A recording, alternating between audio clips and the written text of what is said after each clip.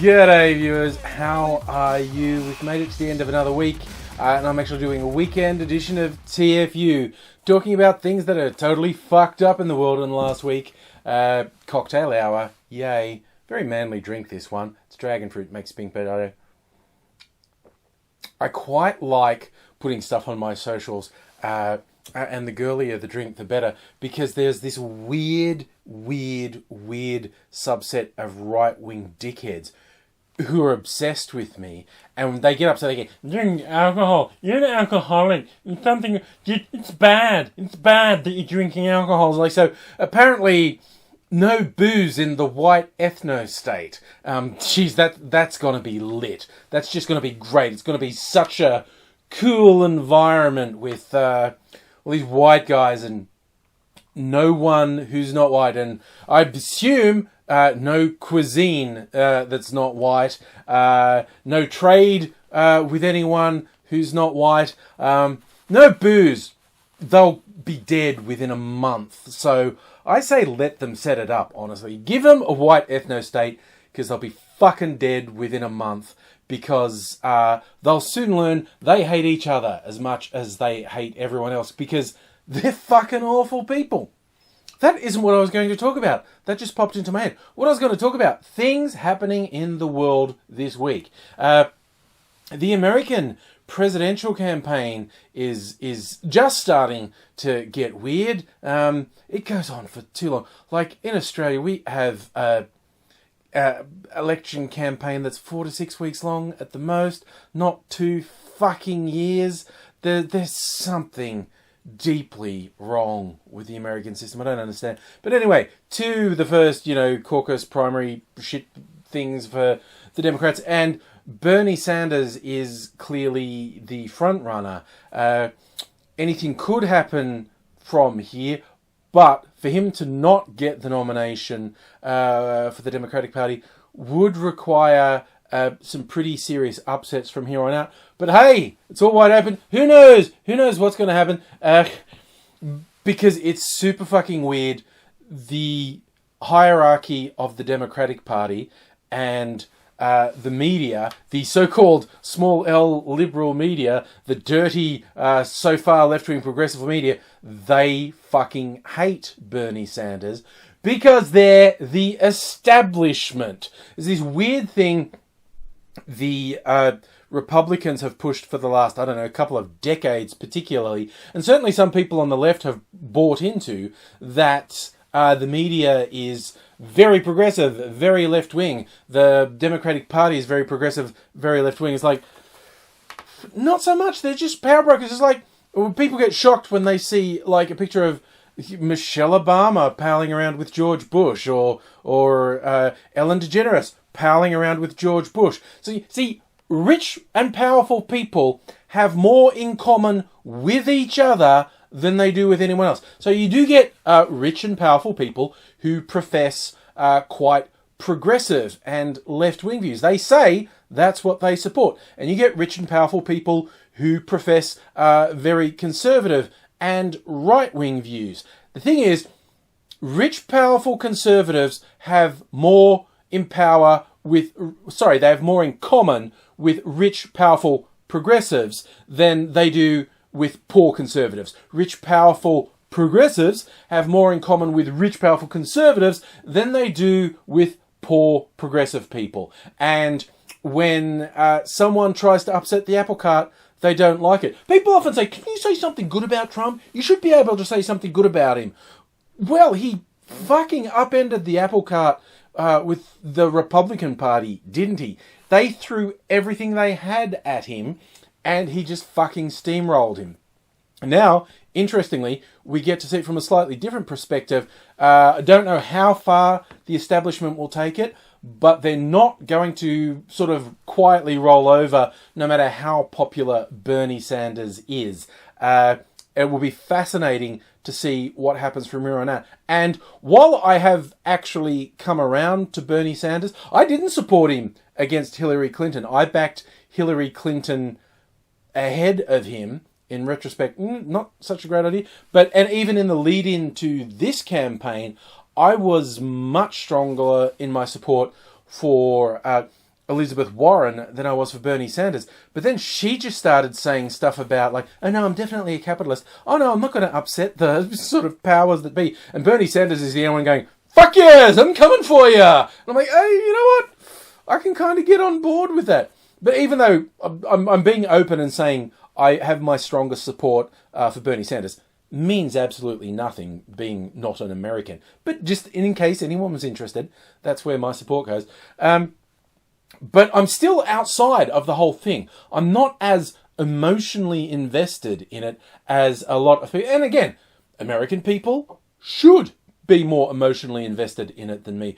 But I think that leads to a bit of blindness. We see this a lot online, and I try so hard to be aware of this in myself, and I'm sure I fail from time to time.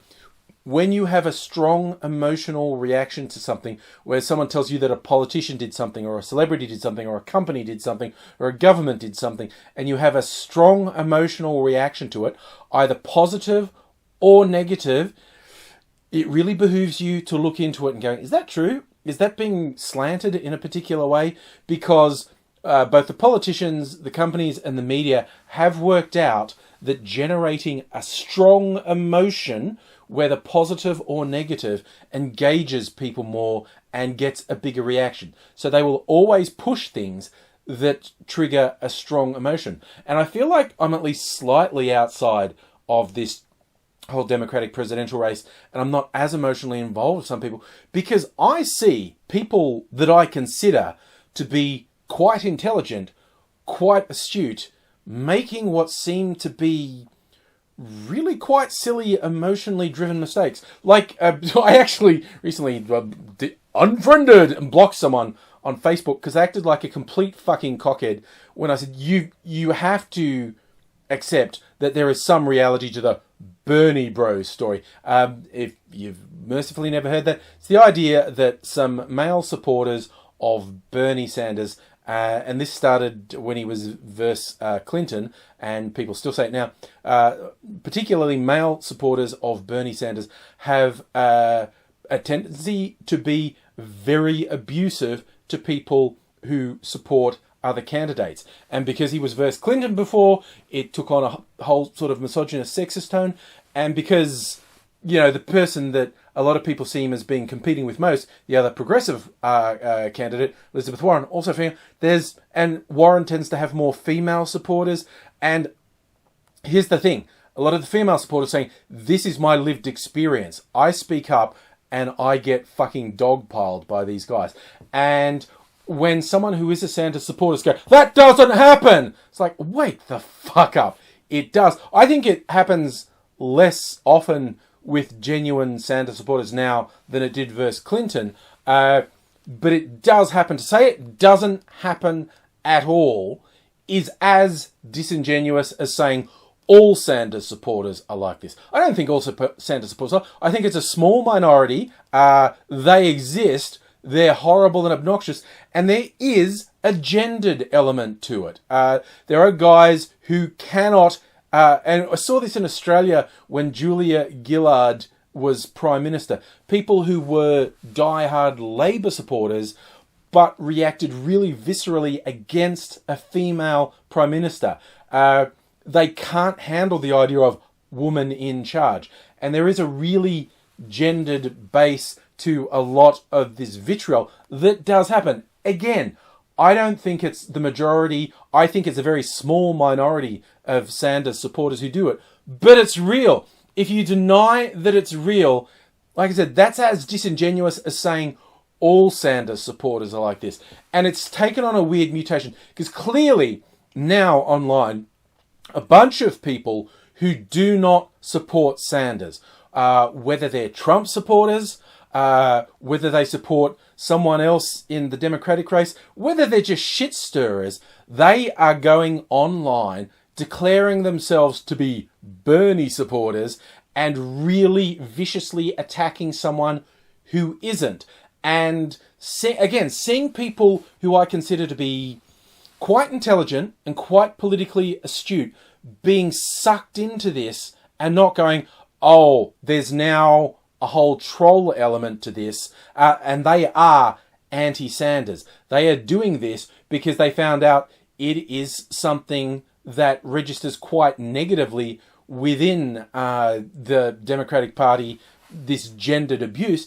And so they have no time for Bernie Sanders, but they're saying they do just to cause division. And as we learned with the last election, there are certain agitators in this world who they are somewhat less concerned with who wins than they are with causing division, causing fights. So when someone, no matter what your politics is, when someone says or does something that triggers a really strong reaction in you, it's worthwhile pausing and thinking, is that person genuine? Are they arguing in bad faith? I mean, I've even seen really big name media people in America, big dumb shit. Okay, as I said, the media, the mainstream media in America, the left-wing progressive media, hates Bernie Sanders because they're all fucking rich. They're all fucking rich, and he's a threat to their power system. They do not like him. They are already saying the most stupid, deranged, unhinged things. You know, Bernie, oh, you know what communists have done before? They've had death squads. Oh, that could happen to me. It's like, shut the fuck up. You're not that fucking important, you dipshit.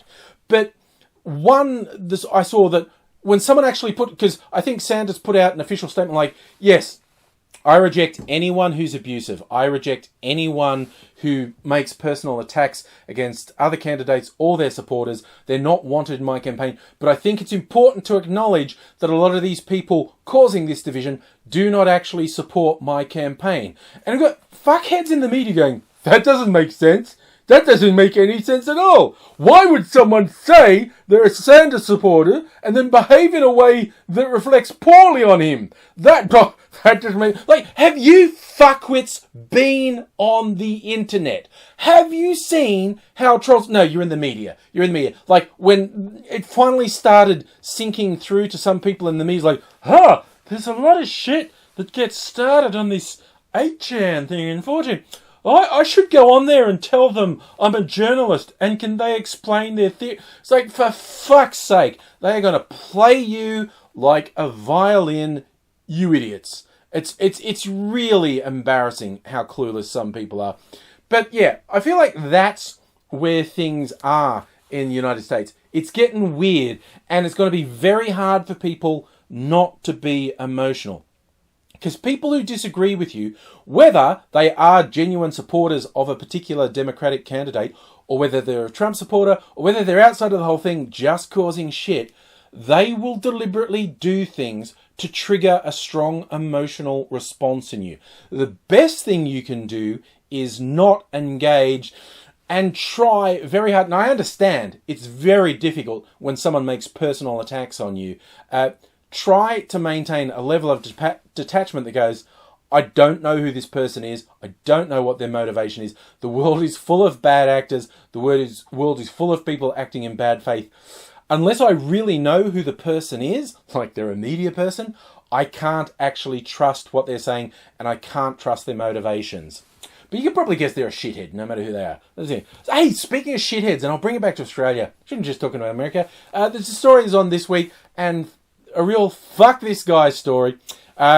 We in Australia, I'm sure this is a worldwide problem, people having their wages stolen from them. Again, it's usually people in the lowest paid jobs in retail and hospitality get their jobs. So there's the 7-Elevens in Australia were notorious for stealing wages, and the hospitality industry generally, and also some very big name people. And there's one guy.